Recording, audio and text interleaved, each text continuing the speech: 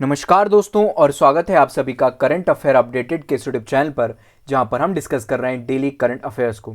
This is Saurabh Solanki and today we are going to discuss about the important events of 10th December 2020। चलिए start करते हैं आज का ये लेक्चर और सबसे पहले देख लेते हैं कि आज हमें कौन कौन से इंपॉर्टेंट टॉपिक्स को डिस्कस करना है।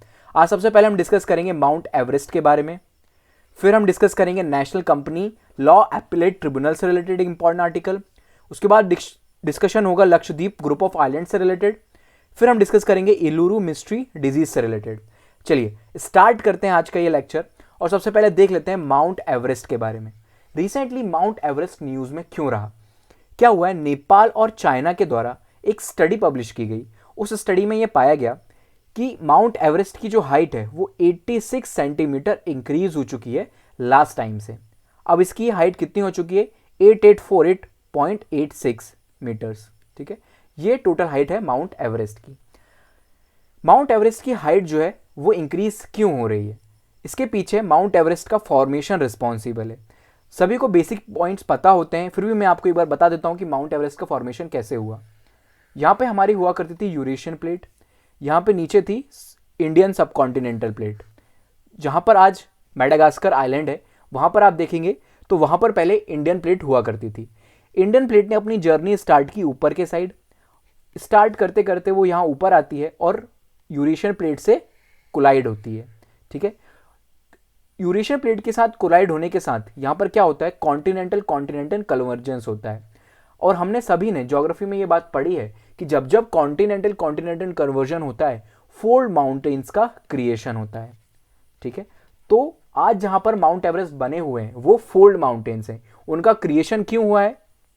उनका क्रिएशन हुआ है कॉन्टिनेंटल कॉन्टिनेंटल कन्वर्जेंस से। दो कॉन्टिनेंटल प्लेट आपस में कोलाइड हुई जिसके कारण ब्लॉक माउंटेन्स का फॉर्मेशन, फोल्ड माउंटेन्स का फॉर्मेशन हुआ, जिन्हें आज हम माउंट एवरेस्ट या फिर जो पूरी हिमालयन चेन है उसके नाम से जानते हैं। ठीक है, अब ये जो एक्टिविटी हुई यानी कि ये जो कोलिजन की एक्टिविटी हुई उसमें क्या हुआ? इंडियन प्लेट का थोड़ा सा सबडक्शन हुआ। ठीक है, अब ये जो प्रोसेस है ये आज भी जारी है। इसके कारण क्या हो रहा है? कंटिन्यूअसली माउंट एवरेस्ट की जो हाइट है वो इंक्रीज हो रही है। तो उम्मीद है आपको ये बात समझ में आई होगी।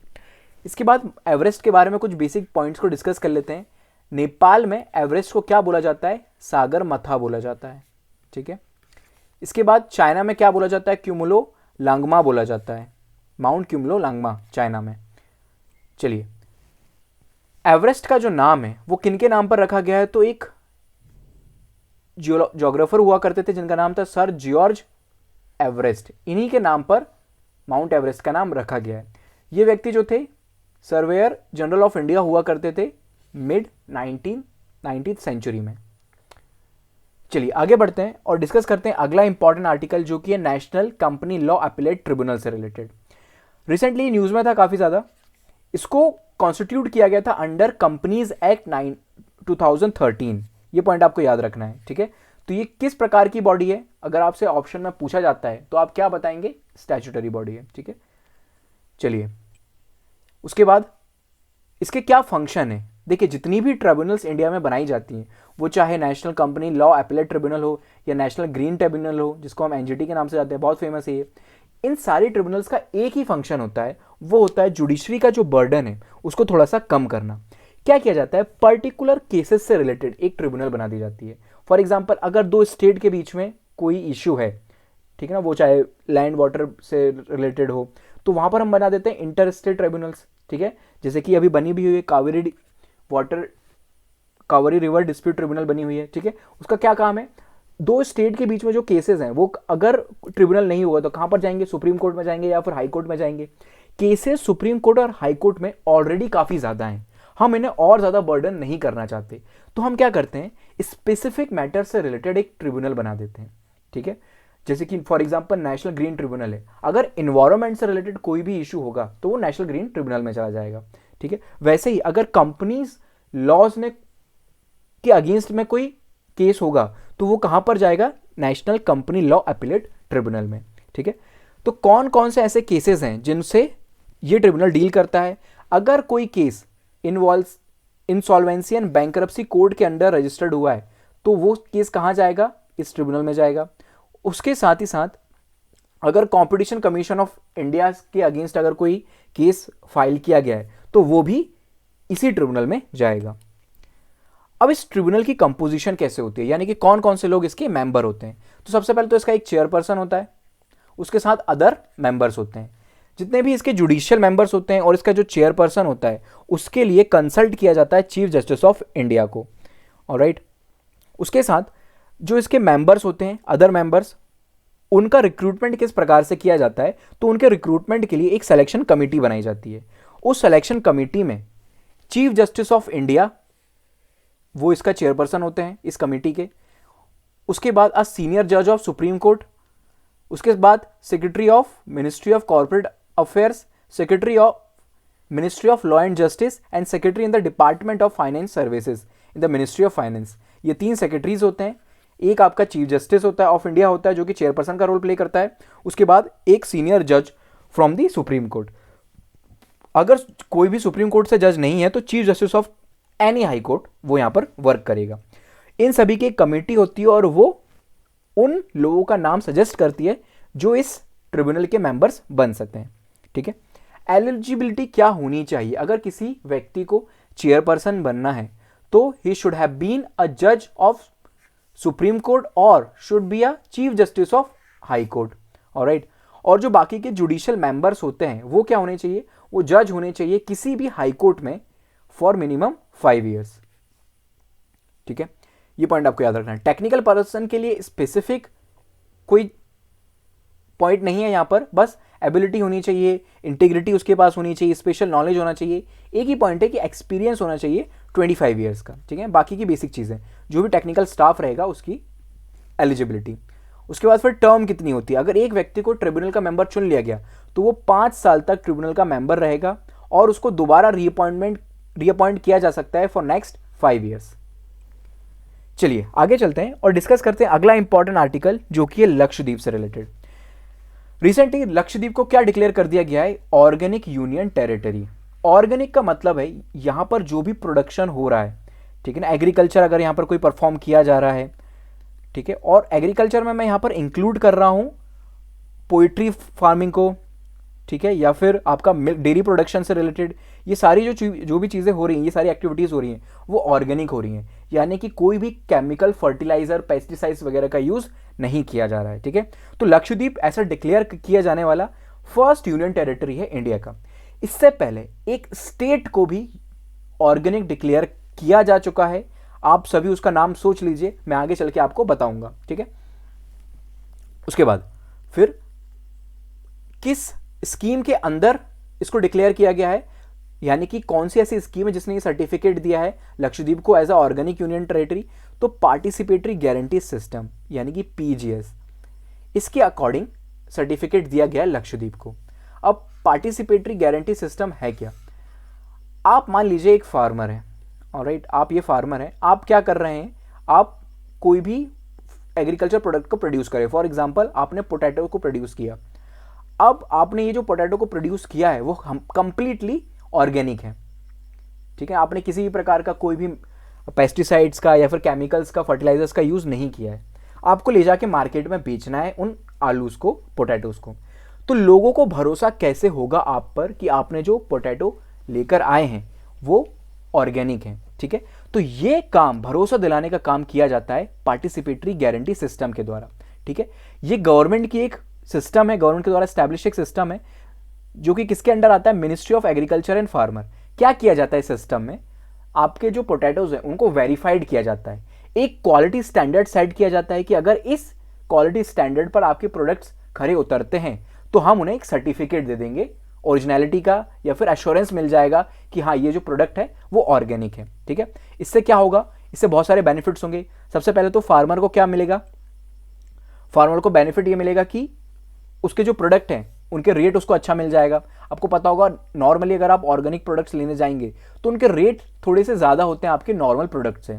ठीक है, तो वो जो फार्मर होगा उसको भी बेनिफिट होगा, और प्लस किसी भी प्रकार की जो नकली प्रोडक्ट्स मार्केट में आ जाते हैं उससे भी लोग बच सकेंगे। ठीक है ना, ऑर्गेनिक के नाम पर आपको बोल के बहुत सारी गलत चीज़ें दे दी जाती हैं।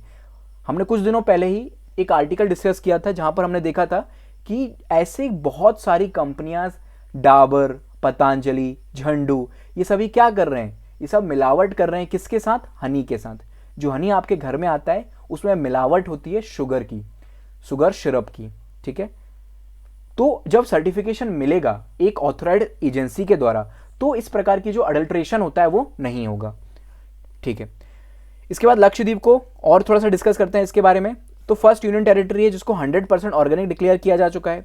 इससे पहले सिक्किम स्टेट को 2016 में 100% ऑर्गेनिक स्टेट डिक्लेयर किया गया था। ये पॉइंट आपको याद रखना है, पता होना चाहिए बेसिकली, ठीक है। देखिए, एक दिन में ऐसा नहीं हो जाता है कि किसी भी स्टेट को ऑर्गेनिक डिक्लेयर कर दिया जाता है। ये एक लंबी प्रोसेस होती है, एक लंबी चेन होती है।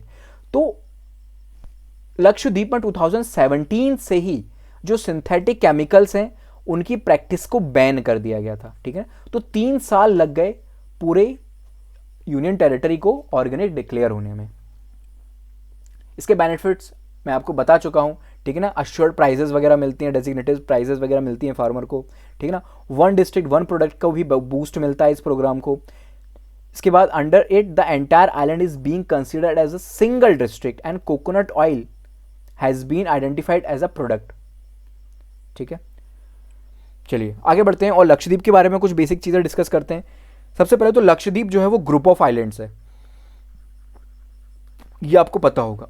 और कौन सा आइलैंड से बना हुआ है ये, तो ये कोरल आइलैंड्स हैं, ठीक है। इसके बाद यहाँ पर टोटल नंबर ऑफ आइलैंड्स कितने हैं, तो 36 टोटल नंबर ऑफ आइलैंड्स हैं, ये आपको याद रखना है, ठीक है। इसके बाद मेनली तीन ग्रुप ऑफ आइलैंड्स में पूरे लक्षद्वीप को डिवाइड किया जा सकता है। पहला है अमिनदीवी, लकावदाइव, अगर मेरा प्रोनाउंसिएशन गलत हो तो प्लीज़ माफ़ कर दीजिएगा मुझे, मिनिकॉय, ठीक है। कोई भी कमेंट बॉक्स में ये नहीं बोलेगा इसका करंट प्रोनाउंसिएशन क्या है, ठीक है, हो जाता है कभी कभी। ये 3 ग्रुप ऑफ आइलैंड्स हैं जो मेनली डिवाइड बने हुए हैं, लक्षद्वीप को मिलकर ये तीनों आइलैंड बनाते हैं। इसमें से अमिनदीवी जो है ये नॉर्थ मोस्ट आइलैंड है और मिनिकॉय जो है ये आपका सदर्न मोस्ट आइलैंड है, ठीक है। कोरल से बने हुए हैं, ये बात मैं आपको बता चुका हूँ। इनकी जो कैपिटल है वो कवरत्ती है लक्षद्वीप की। अब आपको मुझे ये बताना है कमेंट बॉक्स में, कवरत्ती जो है वो कौन से आइलैंड का पार्ट है, अमिनदीवी का है या फिर लक्षद्वीप का है या मिनिकॉय का है, ठीक है, या किसी और आइलैंड का है, ये बात आपको मुझे बतानी है। चलिए आगे बढ़ते हैं और डिस्कस करते हैं अगला इंपॉर्टेंट आर्टिकल जो कि है अलुरू मिस्ट्री डिजीज से रिलेटेड। देखिए कुछ दिनों पहले क्या हुआ था, कुछ दिनों पहले यानी कि 2 या 3 दिनों पहले ही 550 पीपल सिक पाए गए थे। कहां पर, आंध्र प्रदेश में इलुरु टाउन में। लेकिन ये सिक कौन से डिजीज से ये बीमार हुए हैं इसको आइडेंटिफाई नहीं किया जा सका था, ठीक है। तो लोग थोड़े से डर गए क्योंकि ऑलरेडी कोविड चल रहा है, अभी भी चल ही रहा है, खत्म नहीं हुआ है, ठीक है। और एक और नई डिजीज आ गई जिसको आइडेंटिफाई नहीं किया जा सक रहा है, तो सभी लोग थोड़ा सा डर गए। अब क्या हुआ है, एम्स ने क्या किया, सभी के ब्लड सैंपल्स वगैरह कलेक्ट किए, जितने भी लोग बीमार थे उनके ब्लड सैंपल्स कलेक्ट किए और उनका ब्लड टेस्ट किया गया। उस ब्लड टेस्ट में अब ये पाया गया है कि ऐसा पॉसिबिलिटी है जो लोग बीमार हुए हैं उसके पीछे का रीजन है लीड एंड निकल। ये 2 आपके केमिकल्स हैं, मेटल्स हैं, हार्ड मेटल्स हैं ये, ठीक है, जो किस में पाए जाते हैं, या तो वाटर के थ्रू इंसान की बॉडी के अंदर चले गए हैं या फिर मिल्क भी एक रीजन हो सकता है जिसके थ्रू इन दोनों मेटल्स ने, हैवी मेटल्स ने ह्यूमंस के अंदर एंट्री ले ली है और उसके कारण लोग बीमार हो गए, ठीक है। सभी के कॉमन सिम्टम्स पाए गए थे। क्या क्या सिम्टम्स थे, एंजाइटी, वॉमिटिंग, हेडेक वगैरह, इस प्रकार के सिम्टम्स थे सभी लोगों को। एक अच्छी बात यह है कि ये जो बीमारी है ये स्प्रेड नहीं हो रही है from 1 person to another person. Alright, यहाँ पर कुछ बेसिक डिजीज के बारे में बताया गया है कि अगर एलिमेंट है उसको किस प्रकार से ट्रेस किया जा सकता है। उम्मीद है आपको ये सही दिख रहा होगा, मैंने ये स्क्रीनशॉट लगाया है। कॉपर है, अगर आपकी बॉडी में किस प्रकार से एंटर कर गया है वो, तो आपको एनीमिया की प्रॉब्लम हो सकती है, लीवर एंड किडनी को डैमेज कर सकता है, स्टोमक एंड इंटेस्टाइन इरिटेशन आपको हो सकता है, ठीक है। निकल के कारण क्या हो सकता है आपको, long term exposure cause decreased BW, heart and liver damage and skin irritation. इस प्रकार के अलग अलग आपको सिम्टम्स शो हो सकते हैं अगर आपको कोई जो मिनरल है आपकी बॉडी के अंदर एंटर कर गया है, ठीक है। तो ये आप एक बार देख लीजिएगा किस प्रकार के सिम्टम्स है। अब आपको क्या करना है, यहाँ से आपके लिए क्या होमवर्क है, देखिए थोड़ा थोड़ा होमवर्क आप करते रहेंगे ना तो और अच्छा होगा। सब कुछ स्पून फीड नहीं किया जा सकता आपको, कि सब कुछ आपको लाके दे दिया जाए। थोड़ा सा होमवर्क करते रहिएगा। होमवर्क में आपको क्या करना है, मीना माता डिजीज़, ब्लू बेबी सिंड्रोम्स, इस टाइप की जो डिजीजेज होती हैं उनके बारे में स्टडी करना है। ठीक है, कुछ 6-7 डिजीजेज हैं जो मेन है, इनके बारे में आपको स्टडी करना है और ये पता लगाना है कि कौन सी डिजीज कौन से मिनरल के कारण हो रही है। ठीक है, कौन से कंटेमिनेशन के कारण हो रही है, ये बात आप खुद से पता कीजिएगा। तो गाइज ये था हमारा आज का डिस्कशन। उम्मीद है आपको ये डिस्कशन पसंद आया है। If you like this video please hit the like button and subscribe our channel. Video को प्लीज शेयर करें। Thank you so much for the discussion. I will see you in the next lecture. Have a good day.